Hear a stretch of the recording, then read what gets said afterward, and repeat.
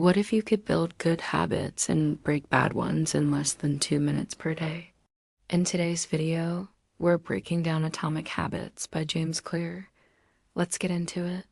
In this book, James Clear draws upon his knowledge as an award-winning science journalist and his experience recovering from a near-fatal accident to teach us how to form better habits. The main premise of the book is that our identities determine our habits, which in turn determine our success. We can change our success by changing our identity one atomic habit at a time. But what is an atomic habit? Well, it's a very small habit that takes less than 2 minutes to do. Why does he suggest starting with such small habits?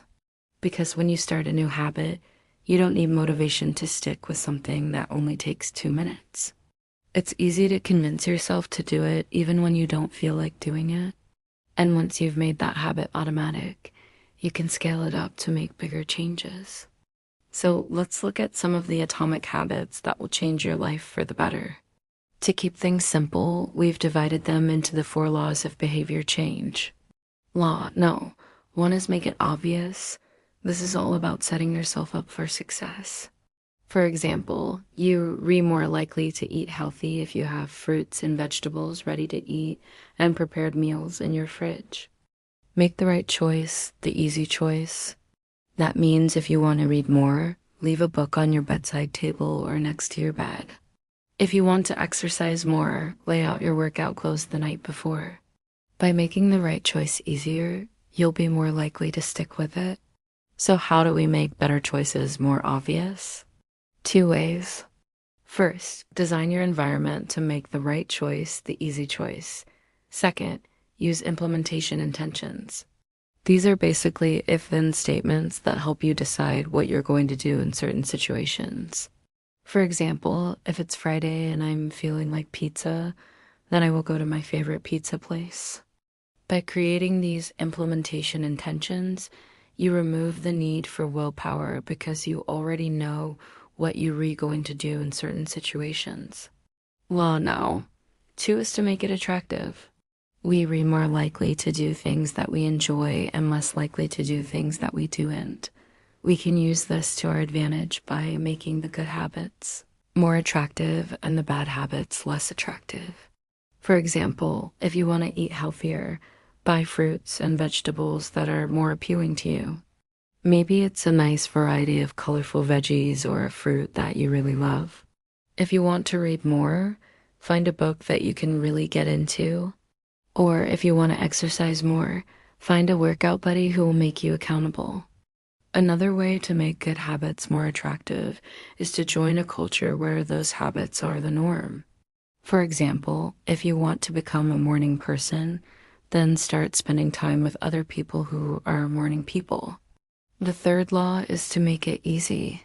We're more likely to do things that are easy and less likely to do things that are difficult. This is why it's important to start with small goals that you can achieve. Once you've achieved those goals, you can gradually increase the difficulty.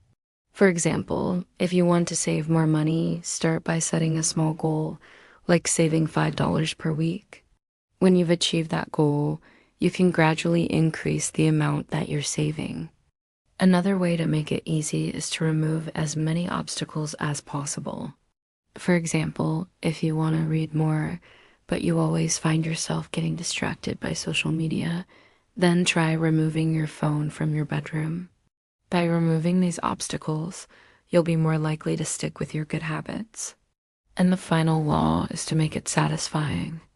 We're more likely to repeat behaviors that are satisfying and less likely to repeat behaviors that are unsatisfying.